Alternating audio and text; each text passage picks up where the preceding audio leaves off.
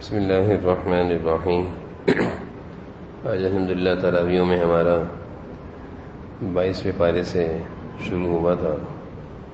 وَمَن يَقْنُتْ مِنكُنَّ لِلَّهِ وَرَسُولِهِ وَتَعْمَلْ صَالِحًا نُؤْتِهَا أَجْرَهَا مَرَّتَيْنِ يَا نِسَاءَ النَّبِيِّ لَسْتُنَّ كَأَحَدٍ مِّنَ النِّسَاءِ۔ مسلمان خواتین کو اللہ تعالیٰ اس بارے میں حکم دے رہے ہیں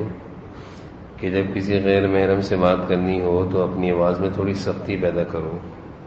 تاکہ کوئی شخص گندے خیالات کا شکار نہ ہو۔ اللہ تعالیٰ مسلمانوں میں حیا اور شرم اور عفت اور پاک دامنی کو رکھنا چاہتے ہیں۔ جب معاشرے میں حیا، شرم، عفت، پاک دامنی ہو، نظروں میں حیا ہو، زبان اور گفتگو میں حیا ہو، تو پھر برے نتائج اور بدکاری جیسے گناہوں سے معاشرہ محفوظ رہتا ہے۔ اور جب یہ چیزیں ختم کر دی جائیں اور ان چیزوں کی کوئی حیثیت نہ رہے، جبکہ اللہ جو نظام دنیا اور نظام انسان سب بنانے والے ہیں، ان کے حکم کو چھوڑ دیا جائے، تو پھر معاشرے میں بہت زیادہ گناہ اور بدکاری جیسے جرائم وجود میں آتے ہیں۔ اس لیے اللہ تعالیٰ اسی بات کا حکم دے رہے ہیں کہ خواتین احتیاط کریں مردوں سے۔ آگے پھر اللہ تعالیٰ فرما رہے ہیں، خواتین کو حکم دیے جا رہے ہیں کہ گھر میں رہنے کی عادت ڈالو۔ وَقَرْنَ فِي بُيُوتِكُنَّ، اور زمانے جاہلیت کی طرح باہر مت گھوما پھرا کرو، گھر میں رہا کرو، نماز روزے کا اہتمام کیا کرو، عبادتوں کا اہتمام کیا کرو۔ پھر حضرت اسماء بنت ابی بکر رضی اللہ عنہ تمام صحابیات کی طرف سے نمائندہ بن کر حضور صلی اللہ علیہ وسلم کی خدمت میں آئیں کہ اللہ تعالیٰ نے قرآن کریم میں مردوں کا تو تذکرہ کیا ہے، مردوں کو تو حکم دیا ہے براہ راست، لیکن عورتوں کو اللہ تعالیٰ نے براہ راست کوئی حکم نہیں دیا۔ جناب نبی کریم صلی اللہ علیہ وسلم نے جب ان کی یہ طلب دیکھی، ان کا یہ سوال دیکھا، تو آپ نے خوشی کا اظہار فرمایا کہ بہت اچھا سوال ہے۔ اور پھر اللہ تعالیٰ نے اسی سوال پر آیتیں اتاری جس میں اللہ تعالیٰ نے مردوں اور عورتوں کو الگ الگ حکم دیے ہیں۔ ان المسلمین والمسلمات والمؤمنین والمؤمنات، ایمان لانے والی عورتیں، ایمان لانے والے مرد، صدقے اور خیرات کرنے والے، صبر کرنے والے، خشوع اور خضوع کرنے والے مرد، عورتیں، روزہ رکھنے والے مرد، روزہ رکھنے والی عورتیں، شرمگاہوں کی حفاظت کرنے والے مرد، شرمگاہوں کی حفاظت کرنے والی عورتیں،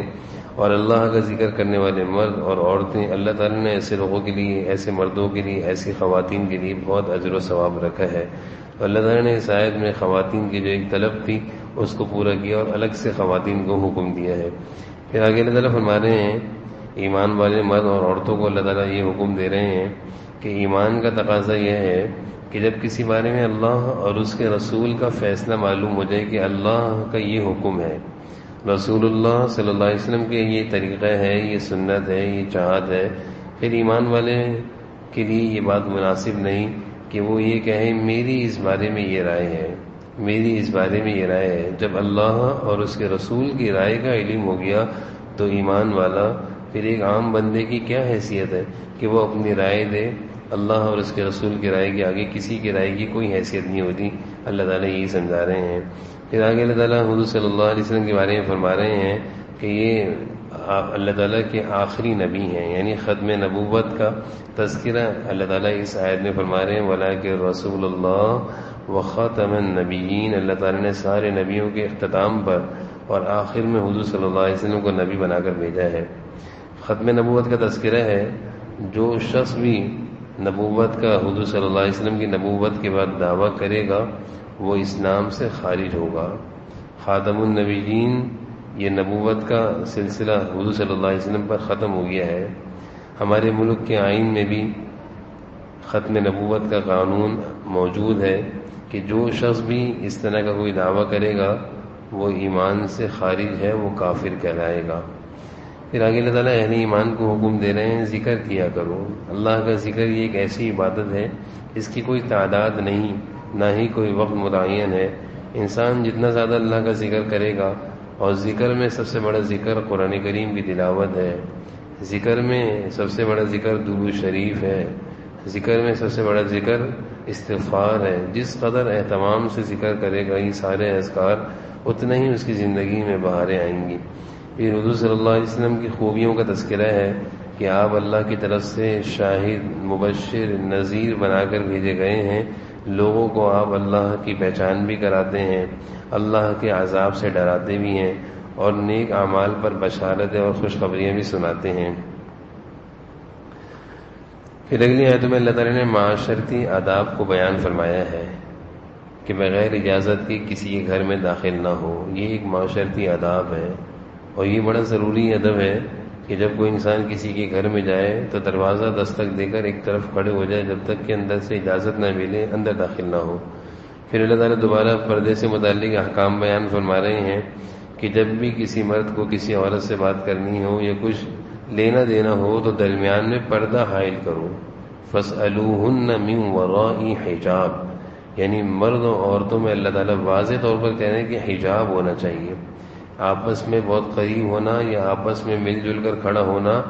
یا آپس میں ایک دوسرے سے لین دین کرنا اور بیچ میں پردہ نہ ہو،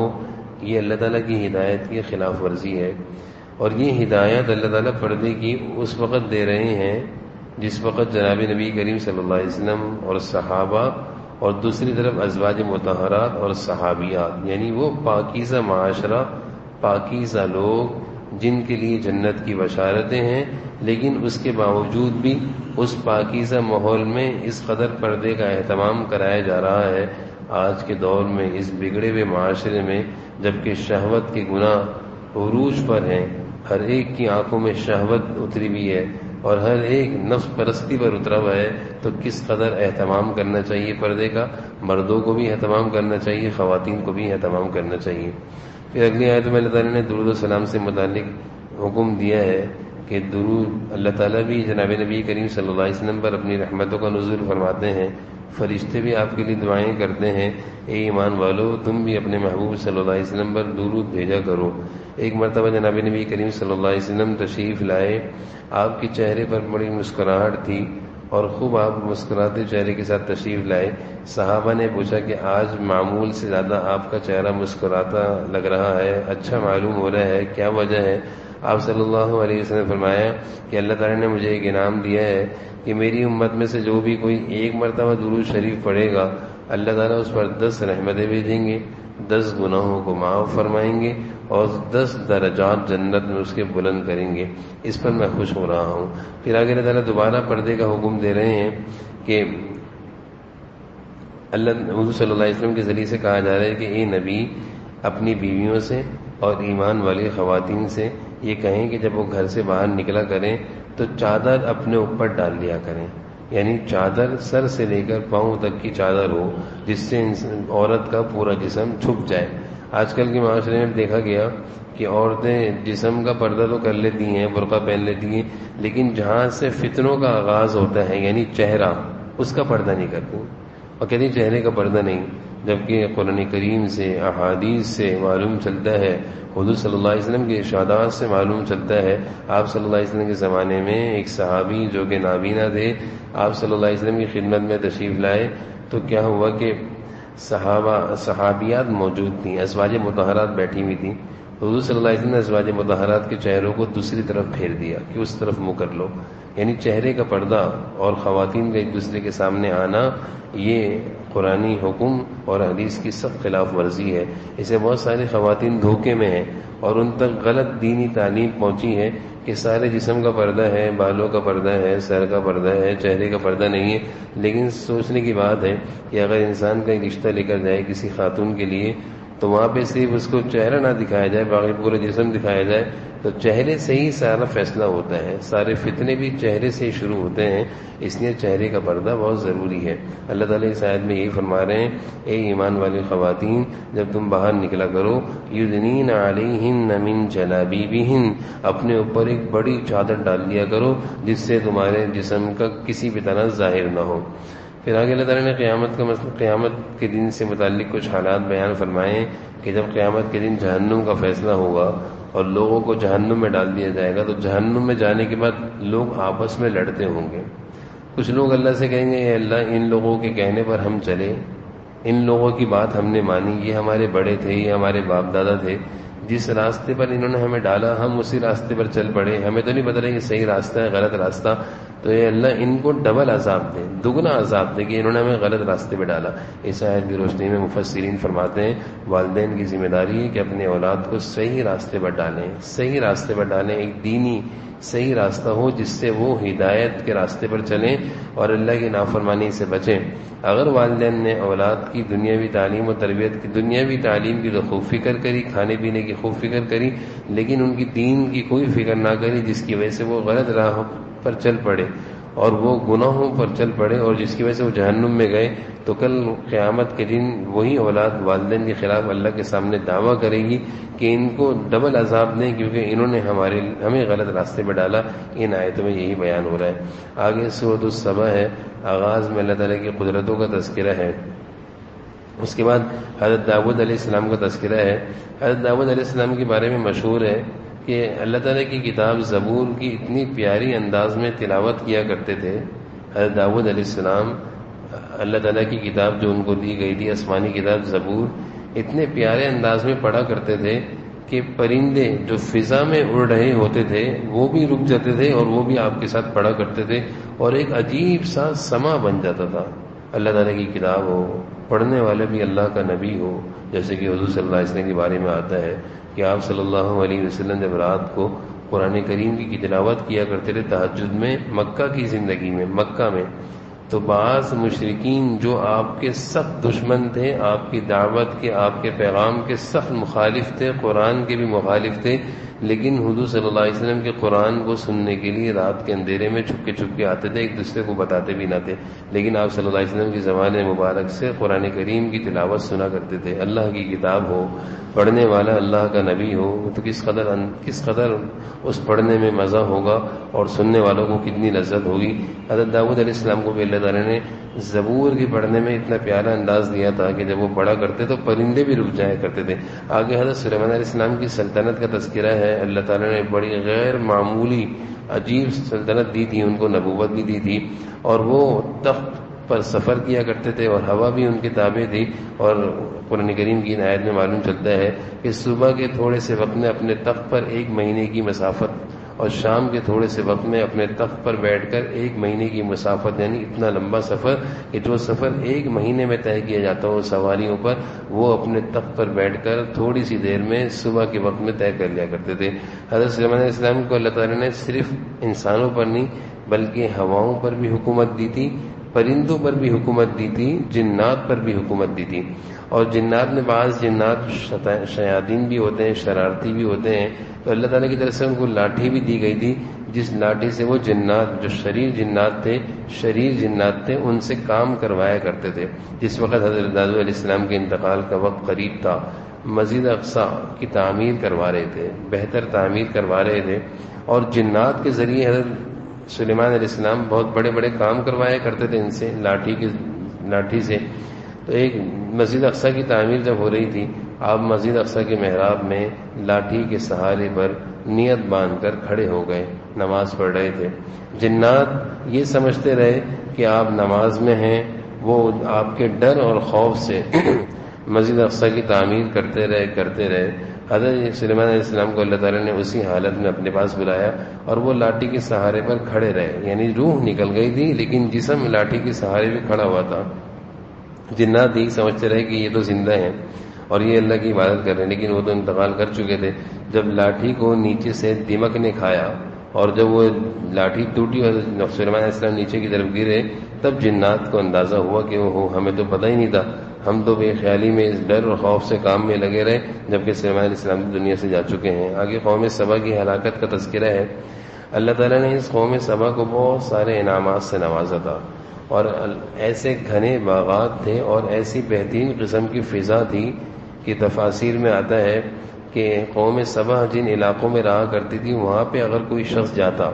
اور جسمانی بیماری میں سے مثال ہے سر میں جوئیں، تو وہاں کی آب و ہوا ایسی زبردست ہوا کرتی تھی کہ اس کے جسم سے بیماریاں اور اس کے سر سے جوئیں ختم ہو جایا کرتی تھیں، یعنی اتنی بہترین قسم کی آب و ہوا تھی۔ اور باغات تھے، ایسے گھنے باغات تھے کہ تفاسیر میں لکھا ہوا ہے کہ جب کوئی شخص باغوں کے درمیان خالی ٹوکری لے کر چلتا، ایک طرف سے داخل ہوتا دوسری طرف سے نکلتا تو وہ ٹوکری بغیر توڑے بھر جایا کرتی تھی. یعنی اتنے گھنے اور جھکے ہوئے باغات تھے اور پھلدار تھے کہ وہ صرف ٹوکری سر پہ لے کر چلتا تھا اور درختوں کے نیچے سے گزرتا تو وہ ٹوکری بغیر توڑے بھر جایا کرتی تھی، خود ہی پھلوں سے بھر جایا کرتی تھی، اتنے پھل تھے. لیکن قوم سبا نے اللہ کی نافرمانی کری. اللہ تعالیٰ نے فرمایا ذالک جزیناہم بما کفروا وہل نجازی الا الکفور. تم نے اللہ کی ناشکری اور نافرمانی کری، اب اس کی سزا کیا ہوئی کہ ان کے سارے باغات کو اللہ تعالیٰ نے کوڑا اور چورا بنا دیا اور سب ختم ہو گئے، اور ان کی ساری جو وہاں کی بہترین قسم کی فضا تھی وہ سب ختم کر دی گئی اللہ تعالیٰ نے ناشکری کی وجہ سے. آگے اللہ تعالیٰ فرما رہے ہیں زندگی جو انسان کو اللہ تعالیٰ نے دی ہے یہ اللہ تعالیٰ کی طرف سے ایک مہلت ہے،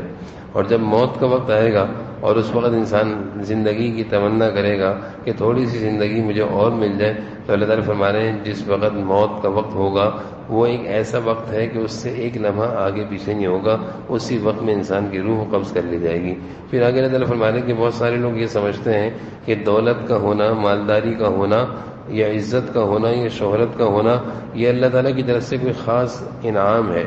یعنی انسان کے اللہ کے مقرب ہونے کی دلیل ہے کہ میں مالدار ہوں، اللہ نے مجھے مال دیا، اس کا مطلب میں اللہ کا مقرب ہوں. اللہ تعالیٰ نے اس کی تردید فرمائی ہے ان آیتوں میں، فرمایا اللہ تعالیٰ کے مقرب ہونے کی دلیل نیک اعمال ہے. خوش نصیب ہے وہ آدمی جس کی زندگی میں نیک اعمال ہیں، اللہ کو راضی کرنے کی فکر میں لگا رہتا ہے کہ میں اللہ کو راضی کر لوں، اگرچہ اس کے پاس دنیا نہیں، اللہ تعالیٰ اس سے راضی ہیں. اور وہ بد نصیب ہے جس کی زندگی میں دنیا، دولت، مال بہت کچھ ہے لیکن اس کی زندگی میں نیک اعمال نہیں، اللہ تعالیٰ اس سے ناراض ہے، اللہ تعالیٰ اس سے خوش نہیں ہے. پھر آگے اللہ تعالیٰ فرماتے ہیں کہ اللہ تعالیٰ روزی جس کے لیے چاہے تنگ کر دیتے ہیں اور جس کے لیے چاہے کشادہ کر دیتے ہیں، یعنی روزی کا معاملہ اللہ کے ہاتھ میں ہے. انسان کو حکم ہے کہ وہ محنت کرے، کوشش کرے، لیکن روزی اللہ تعالیٰ کی طرف سے مقدر ہے کہ کتنی اس کو دینی ہے، لیکن یہ بھی نہیں کہ وہ محنت کرنا چھوڑ دے، اس نے اپنے حصے کی محنت کرنی، باقی دینے والی ذات اللہ کی ہے.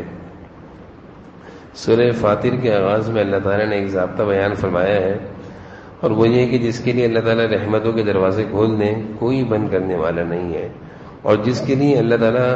دروازے رحمتوں کے، روزی کے بند کر دیں کوئی کھولنے والا نہیں ہے. یہ ایک ایسا عقیدہ ہے کہ اگر یہ عقیدہ کسی کو نصیب ہو جائے، کسی ایمان والے کو نصیب ہو جائے تو وہ ساری دنیا والوں سے بے نیاز ہو کر اللہ کا محتاج بن جائے. جب اس کو یقین ہوگا کہ دینے والی ذات اللہ کی ہے، چاہے وہ بیٹا ہو بیٹی ہو، تو وہ ہمیشہ اللہ سے ہی بیٹا بیٹی مانگے گا. اب ان ایسے لوگوں کے پاس ہرگز نہیں جائے گا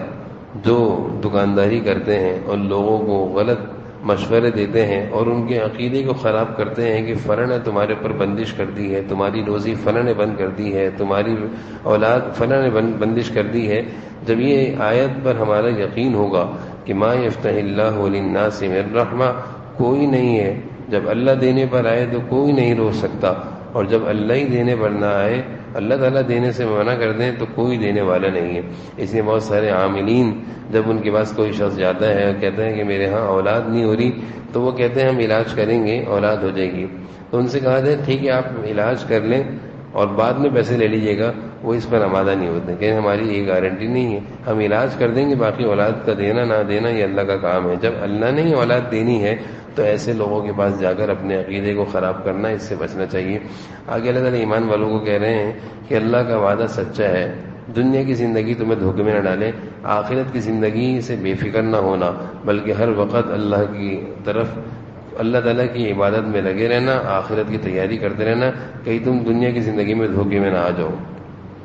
دنیا کی زندگی میں انسان جب دھوکے میں آتا ہے تو اس کی علامت یہ ہے کہ آخرت سے وہ غافل ہو جاتا ہے. دنیا داری اس کے دل و دماغ پر اتنی زیادہ سوار ہوتی ہے کہ اس کو آخرت کی فکر نہیں رہتی. جب کسی کی یہ کیفیت ہو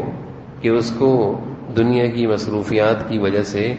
آخرت کی تیاری کا موقع نہ ملتا ہو، اور وہ کہتا ہو مصروفیت بہت زیادہ ہے اس لیے نماز کو مشکل ہوتی ہے، تلاوت کو مشکل ہوتی ہے، اذکار کو مشکل ہوتی ہے، اس کا مطلب یہ ہے کہ دنیا کے دھوکے میں آگے ہے. یہ دنیا کے دھوکے میں آگے ہے، دنیا نے اس کو اپنے گھیرے میں لے لیا ہے. اور اگر کوئی شخص دنیا کے دھوکے سے بچا ہوا ہے اس طور پر کہ نماز اور اعمال اور اذکار کے لیے دنیا اس کو روک نہیں پاتی، بلکہ وہ سب کچھ چھوڑ چھاڑ کر اللہ کی عبادتوں میں اللہ کے احکامات کو پورا کرتا ہے، تو یہ مطلب ہے کہ یہ دنیا کے دھوکے سے اب تک بچا ہوا ہے۔ آگے اللہ تعالیٰ فرما رہے ہیں یا ایھا الناس انتم الفقراء، اے لوگو تم سب کے سب اللہ کے محتاج ہو، اللہ کے بیکاری ہو، اللہ کے در کے بیکاری ہو، اس لیے اللہ تعالیٰ سے اپنی ضروریات کا کہا کرو۔ پھر آگے اللہ تعالیٰ فرما رہے ہیں کہ جس طرح اندھا اور بینا، یعنی ایک وہ آدمی جس کی آنکھیں ہوں اور ایک وہ آدمی جس کی بینائی نہ ہو، یہ دونوں برابر نہیں ہو سکتے، اسی طرح روشنی اور اندھیرا آپس میں برابر نہیں ہو سکتا، اسی طرح گرم اور ٹھنڈا آپس میں برابر نہیں ہو سکتا۔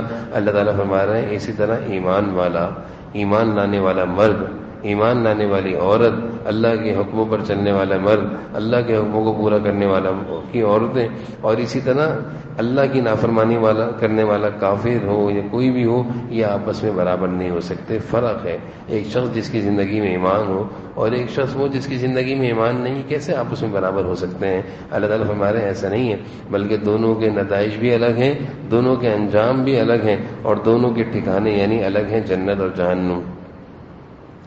آگے اللہ تعالیٰ ایک چیز سمجھا رہے ہیں کہ اللہ تعالیٰ نے زمین میں مختلف قسم کے پودے، پھول، درخت، پھل، مختلف قسم کی چیزیں پیدا کی ہیں۔ فأخرجنا به ثمرات مختلفا الوانها، کہ ایک باغ ہوتا ہے، اس میں مختلف قسم کے پودے، مختلف قسم کے رنگ والے پھول ہوتے ہیں، اور سب چیزیں اللہ تعالیٰ کی خوبصورتی اور قدرتی کی نشانی ہوتی ہیں، اور وہ آپس میں لڑتے نہیں ہیں۔ یعنی یہ ساری چیزیں اللہ تعالیٰ کی قدرت پر دلیل ہوتی ہیں، نشانی ہوتی ہیں۔ اسی طرح اللہ تعالیٰ فرما رہے ہیں کہ انسان میں بھی اللہ تعالیٰ نے مختلف رنگ و نسل زبان کے لوگ پیدا کیے ہیں، اور یہ ساری چیزیں اللہ تعالیٰ کی قدرت پر نشانیاں ہیں، آپس میں جھگڑا کرنے کے لیے نہیں۔ ہمارے معاشرے میں یہ ہوتا ہے کہ رنگ و نسل کی بنیاد بنا کر ہم آپس میں جھگڑا کرتے ہیں، جبکہ رنگ و نسل، زبانوں کا الگ ہونا، چہروں کا الگ ہونا، رنگ کا الگ ہونا، زبان اور اسی طرح نسل کا الگ ہونا، یہ سب اللہ تعالیٰ کی قدرت کی دلیلیں ہیں، ان کو لڑنے اور جھگڑنے کا سبب نہیں بنانا چاہیے۔ پھر آگے اللہ تعالیٰ 3 طبقے کے لوگوں کا تذکرہ فرما رہے ہیں۔ کچھ وہ لوگ ہیں جو نافرمانیوں میں آگے بڑھتے ہیں، یعنی ان کی زندگی میں صرف نافرمانیاں ہوتی ہیں، اور کچھ لوگ وہ ہوتے ہیں جو نیکی بھی کرتے ہیں، برائی بھی کرتے ہیں، اور کچھ لوگ اللہ تعالیٰ جن کی تعریف فرما رہے ہیں وَمِنْهُمْ سَابِقٌ بِالْخَيْرَاتِ بِإِذْنِ اللَّهِ، کہ جو صرف نیکیوں میں سبقت لے جانے کی ہر وقت کوشش میں لگے رہتے ہیں، ہر وقت نیکیوں میں آگے بڑھنے کی، جو کوئی بھی نیک کام ان کو پتہ چلے وہ اس میں آگے بڑھ چڑھ کر حصہ لیتے ہیں۔ اللہ تعالیٰ فرما رہے ہیں ذَلِكَ هُوَ الْفَوْزُ الْعَظِيمُ۔ پھر آگے اللہ تعالیٰ فرما رہے ہیں کہ جو جنتی جنت میں چلے جائیں گے تو وہاں جا کر اللہ تعالیٰ کا شکر ادا کریں گے ان الفاظ سے الحمدللہ الذی اذھب عنا الحزن، اے اللہ آپ کا شکر ہے کہ دنیا میں غم ہی غم تھے، آپ نے سارے غموں سے ہمیں نجات دی، اور آپ نے ہمیں جنت میں داخل کیا، پرسکون زندگی ہم گزار رہے ہیں۔ اسی طرح اگلی آیت میں اللہ تعالیٰ فرما رہے ہیں کہ جب انسان کے لیے قیامت کے دن ہلاکت کا فیصلہ ہو جائے گا اس کی بدعمالیوں کی وجہ سے، تو وہ اللہ تعالیٰ سے دعا کرے گا، درخواست کرے گا ربنا اخرجنا نعمل صالحا، اے اللہ مجھے ایک موقع دے دے، میں دوبارہ دنیا میں چلا جاؤں اور اب میں جا کر نیک اعمال کروں گا۔ اللہ تعالیٰ فرمائیں گے اولم نعمرکم ما یتذکر فیہ من تذکر، کیا ہم نے تمہیں زندگی نہیں دی تھی کہ تم دنیا کی زندگی میں نصیحت حاصل کرتے، اللہ کے احکامات کو پورا کرتے؟ جب تم